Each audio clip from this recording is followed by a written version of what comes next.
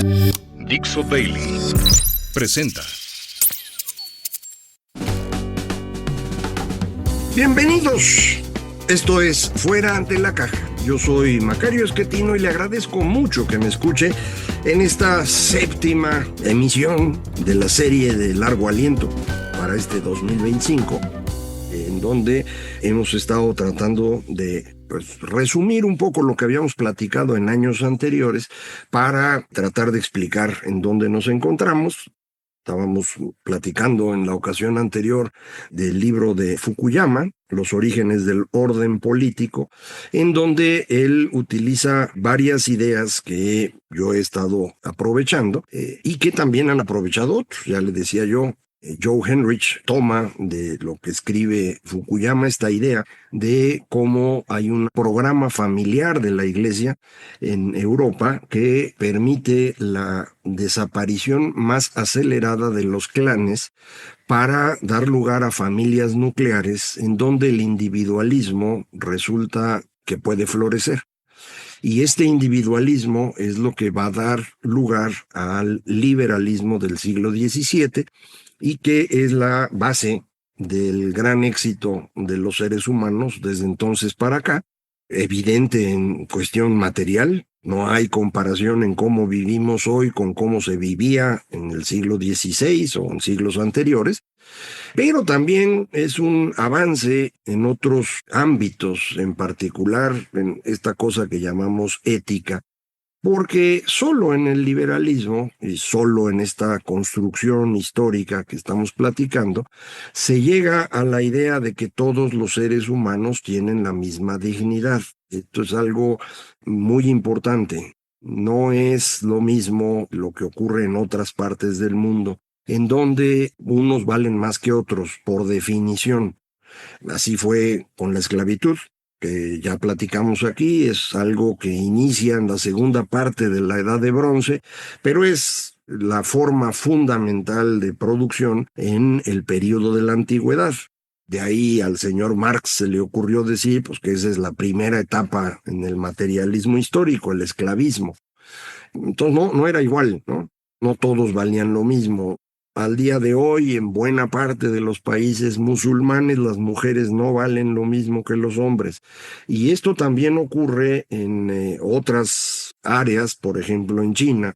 La política de un solo hijo provocó el asesinato masivo de niñas, puesto que nada más podían tener un hijo en una familia, preferían tener un hijo varón y mataban a las niñas. Y el resultado, además de la tragedia de estar matando a las niñas, es que hoy en día tiene usted una gran cantidad de hombres adultos en China que no pueden tener una pareja porque no hay. Es una desproporción entre hombres y mujeres que es absurda, pero lo que me interesa es insistir en esto. Solo en el liberalismo se llega a la conclusión de que la mejor forma de vivir es considerarnos todos con la misma dignidad. Pero de ahí se derivan las tres características que le mencionaba: democracia, el libre mercado y la ciencia.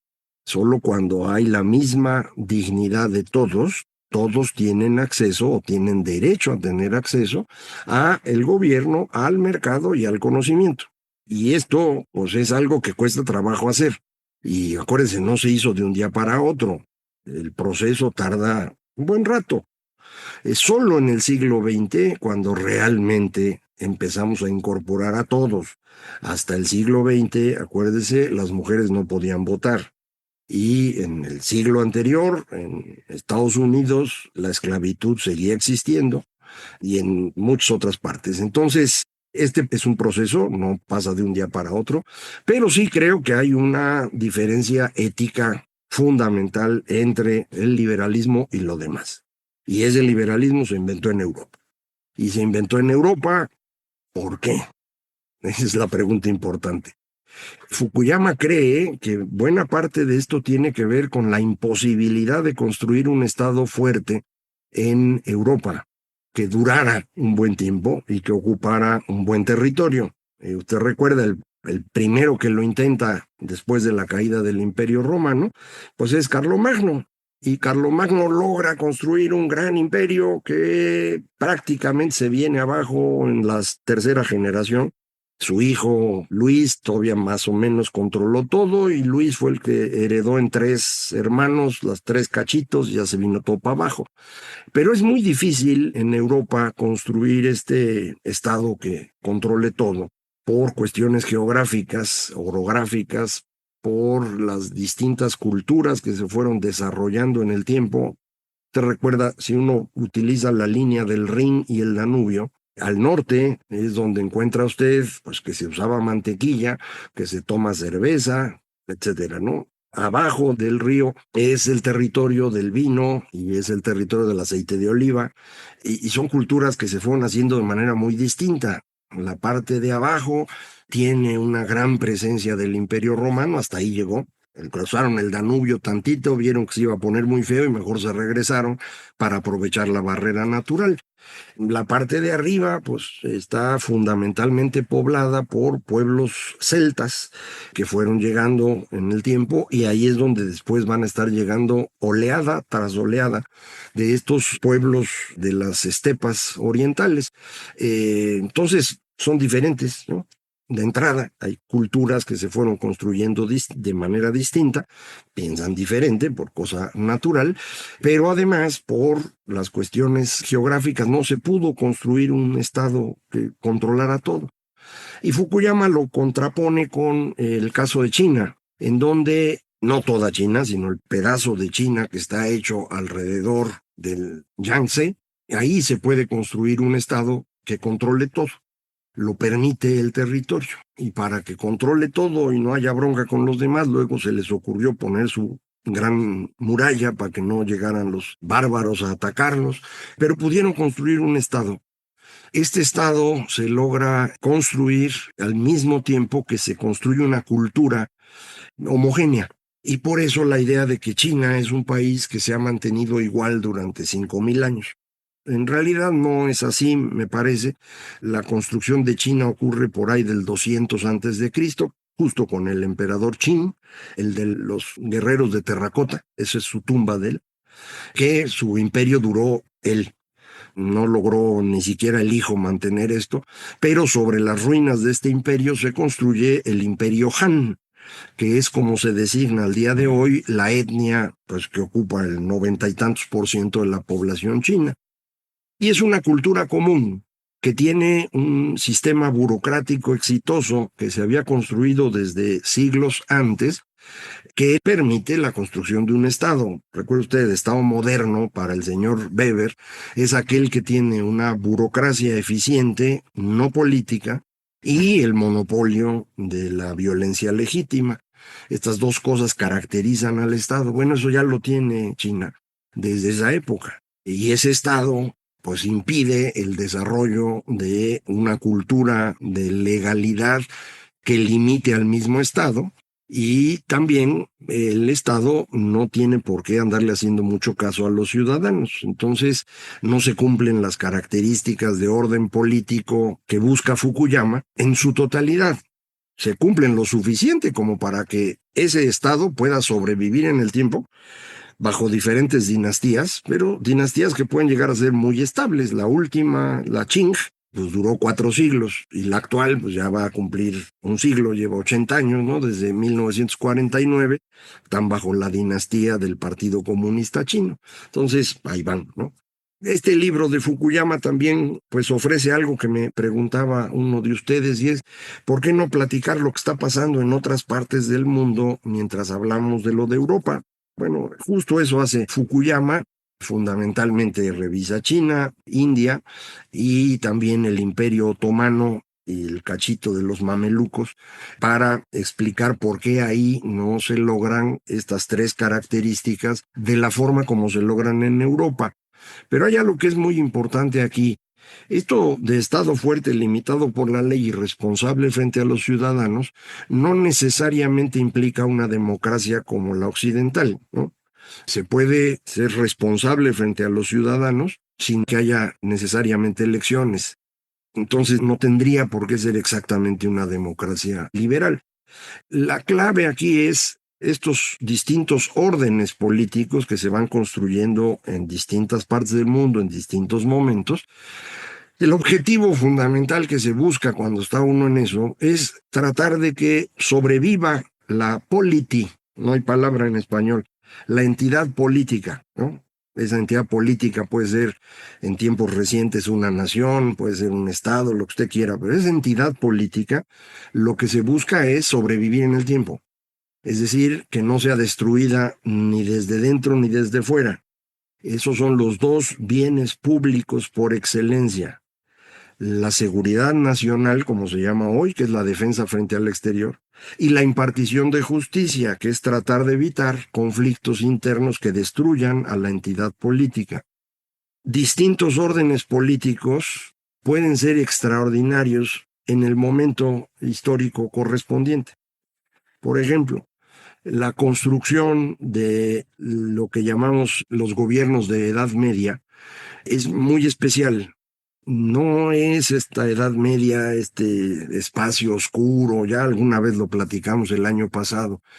La forma de construcción política en esa época tiene que ver con el control de la fuerza de distintas personas, cada una en su pequeño territorio, que es lo que genéricamente llaman feudalismo, pero es una palabra que es bastante inútil para explicar, pero la idea es que un señor, siempre señores, casi siempre, un señor tiene el control de un territorio en el cual pues él tiene gente armada que le permite controlar los conflictos entre los que viven ahí y defenderse del exterior. Para defenderse mejor, se asocia con otro señor que tiene lo mismo en otra parte y uno más para allá y otro de por allá. Y entre todos empiezan a tratar de organizarse, eligiendo a uno de entre ellos como rey. Y entonces cada uno de estos tiene un nombre, pues que puede estar asociado a su historia, ¿no? El conde, que viene de la palabra comitatus, compañero, que es batalla, pues. El marqués, que es el que vive en la marca, que es la frontera de un territorio. El duque, que viene de dux, que es el general. De ahí vienen estos nombres. Y bueno, pues eligen entre ellos a su rey. Pero ese rey está obligado a hacerle caso a todos ellos, porque todos ellos lo pusieron ahí. Entonces, el rey en la Edad Media es alguien que tiene que andar negociando continuamente, que tiene que respetar ciertos códigos, liturgias civiles que hay en cada lugar. Es curiosísimo cómo, por ejemplo, Carlos I de España, cuando se va a convertir en rey, pues tiene que ir a cada uno de los lugares. En Castilla, porque se le heredó su mamá, y luego tiene que ir a Aragón porque se lo heredó su abuelo, y tiene que ir a darse su vuelta por Cataluña, ya ve cómo son ahí con el conde de Barcelona. Entonces tiene que andar hablando con todos y negociando con todos. Es decir, sí hay atención a lo que opina la gente. No se le puede llamar ciudadano en ese momento a la población, pero sí se atiende desde el poder a lo que están opinando todos ellos. Porque si no los atiendes, se levantan en armas y no era una cosa fácil de resolver. De vez en cuando había que tundírselos, ¿no? Porque pues, no había forma de negociar, pero lo que se hacía primero era tratar de negociar para poder funcionar. Y eso era útil en ese momento. Esa estructura política no permite, obviamente la democracia, tampoco permite fácilmente el mercado, porque unos de los grupos que conforman a esta entidad política son los que controlan actividades económicas específicas, ¿no? Los que, la mesta se llamaba en el caso de España, los que tenían borregos, ¿no? Y es que tenían borregos, pues podían mover a sus borregos por todo el territorio y comerse todo el pasto, y eso no le gustaba a los demás, pero ellos eran poderosos, y entonces Carlos tenía que atenderlos. Entonces, eso del libre mercado, pues no, simplemente no funcionaba. Mucho menos funcionaba el tema del conocimiento. El conocimiento estaba regido por lo que decía la Iglesia. ¿Hay creación de conocimiento? Sin duda lo hay. Otra vez, en el caso de España en particular, más o menos por la época de Carlos, es la Gran Escuela de Salamanca, que trata de modernizar significativamente el pensamiento y en mi opinión no lo logra por completo porque sigue dependiendo de la Iglesia, que es la gran ruptura que sí logran los holandeses y los británicos. Esta es una discusión bien larga donde mucha gente se enoja porque dicen, no, no es cierto, la escuela de Salamanca fue lo máximo y no se lo quieren reconocer por la leyenda negra. Es decir, porque franceses, británicos y holandeses inventaron un cuentazo de que los españoles eran malas personas para quitárselos de encima y poderlos reemplazar como el país más poderoso de Europa. Usted sabe, con Carlos, España y el imperio son el centro de Europa, son toda Europa, prácticamente. Francisco, el de Francia, y Enrique, el de Inglaterra, hay dos figuritas comparados con lo que es Carlos. Pero para cuando ya viene el deterioro de la familia Habsburgo en el siglo XVII, pues España se empieza a venir abajo. Y lo reemplazan primero los holandeses, luego Francia lo intenta, finalmente acaba quedándose con todo Gran Bretaña, pero los tres inventan grandes cuentos sobre los españoles para menospreciarlos y humillarlos. De esa leyenda negra se siguen alimentando muchos cuentos aquí en México de lo terrible que fue la conquista. Tienen una conquista terrible, pues hay que ver la de Estados Unidos, ¿no? Pero aquí no, que fue una cosa espantosa y que la Inquisición mataba un montón. Es cierto, la Inquisición no mataba a nadie, lo tenía que matar el poder estatal. La Inquisición lo único que hacía era hacer los pedacitos, torturarlos, y ya que reconocían su culpa, se los mandaban al virrey o al rey o a quien fuera, para que se fuera el que se los ejecutaba, pero fueron poquitos, comparativamente. Y pues tiene usted también casos espectaculares de violencia en las zonas protestantes. Calvino era famoso por eso. Hay varios que se vuelven profetas y construyen ciudades para su propio beneficio. Las persecuciones de brujas, ¿no? Entonces, hay que tener cuidado con esto porque, insisto, lo de la leyenda negra sí existe, pero a mí no me convence ese argumento para elevar la escuela de Salamanca a un lugar al que no llegó, según yo. Y no llegó porque no se podía oponer a las creencias de la Iglesia. Un poco después ya va a ser la Iglesia Católica. Y esa Iglesia Católica, a instancias de Carlos, va a construir una idea todavía más reaccionaria en el Concilio de Trento. Y ese es el eje sobre el cual pues, va a funcionar toda América española, obviamente España, Portugal, la mitad de Francia, toda Italia, y sí va a ir abriendo la brecha con lo que los otros pueden hacer porque no tienen encima un poder religioso asociado al poder terrenal lo suficientemente fuerte como para callarlos. Y por eso pues empezamos a tener más publicaciones y más estudios de los que estaban arriba del Danubio y el Rin, ¿no? Entonces sí tienen una explicación, pero ojo, este proceso, insisto, parte de la idea básica de que todos los seres humanos tenemos la misma dignidad. Y eso para mí es un valor en sí mismo, es el valor que debería ser de referencia. Ese es lo que yo creo. Lo demás se puede ya discutir y ver, pero ese punto de arranque para mí es fundamental. E insisto, eso no es cierto en muchas partes del mundo. E incluso dentro de estas partes que surgieron del liberalismo, eso no quiere ser aceptado. Y hay constantes movimientos para regresarnos a un punto en el cual no todos somos iguales. ¿Cómo le hacen para eso? Bueno, pues unos nos inventan que no somos iguales porque mira, hay muchos géneros y porque pues hay muchas orientaciones sexuales y porque fuimos colonizados y entonces somos mejores que los que nos colonizaron. No, espérate, güey, ya se descompuso la discusión. Y entonces los otros salen con que no, esto es un ataque a las ideas occidentales del hombre blanco y debemos defender otra vez. No. O me salen con que el pueblo es el que decide. ¿Cuál pueblo, man?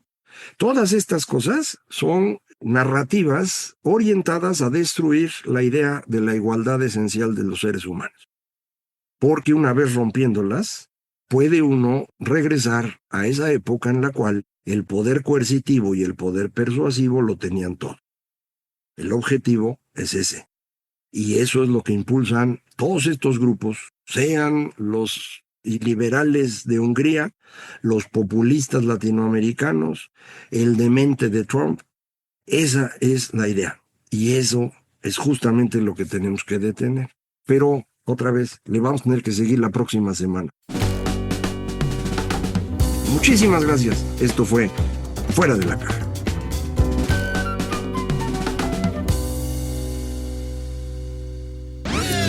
Una producción de Dixo.